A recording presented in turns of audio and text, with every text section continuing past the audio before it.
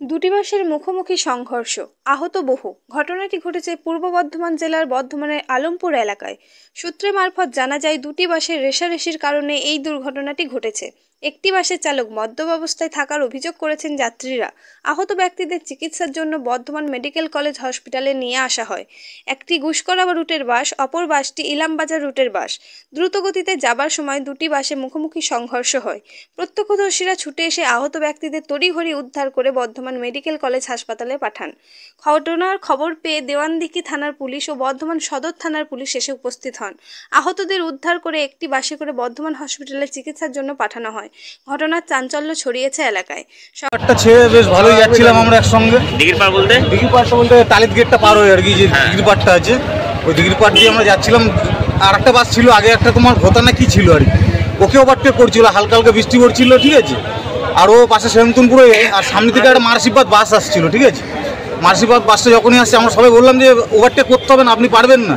আর আমার তো মনে হচ্ছে পুরো মদ খেয়েছিল ড্রাইভারটা। ও একদম কি করলো যে ডাইরেক্টও মেরে দিল, ব্রেকও পা চিপলো না, একদম ডাইরেক্ট যে মেরে দিল আচমকা। কতটা স্পিড ছিল? মিনিমাম ধরো 40-50 স্পিড ছিল। আর ওই বাসটা যেটা আসছিল ও প্রায় ওরকম স্পিড ছিল। কোন কোন বাস ছিল? তোমরা কোন বাস? আমরা যেটাই ছিলাম, আমরা ছিলাম লাকুড়িয়া, ঠিক আছে।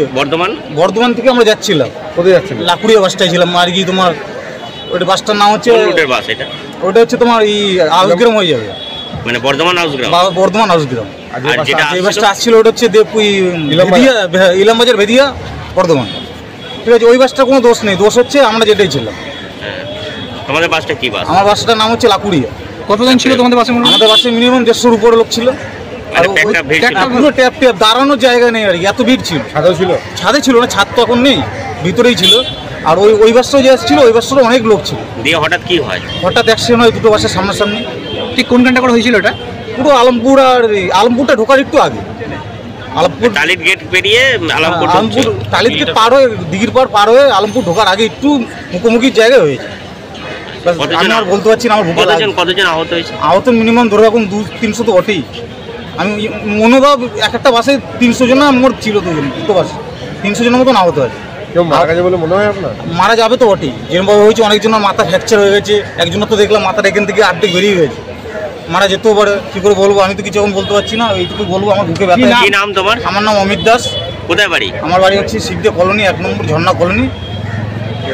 যাচ্ছিলে কোথায় তুমি? আমি বাড়ি যাচ্ছিলাম। কোথা থেকে? আমি এই বর্ধমানে ভর্তি ছিলাম, আমি হসপিটাল থেকেই বাড়ি যাচ্ছিলাম।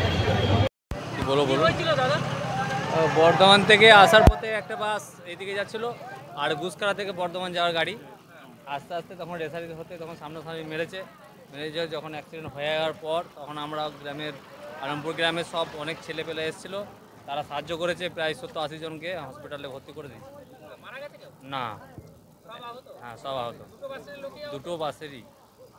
তারপর ঘটনাস্থলে পুলিশ এলো, পুলিশ এসে রাস্তা সব জাম করলো। আলমপুরের ছেলে ছিল, অনেকজনের ছিল, এইসব ছেলে রোজা রেখেছে, তারা সব রাস্তা পরিষ্কার করেছে, প্লাস গাড়িতে চাপিয়ে হসপিটালে ভর্তি করে পর্যন্ত এসছে।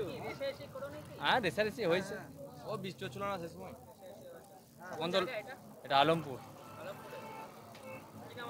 শেখ খায়রুল হক।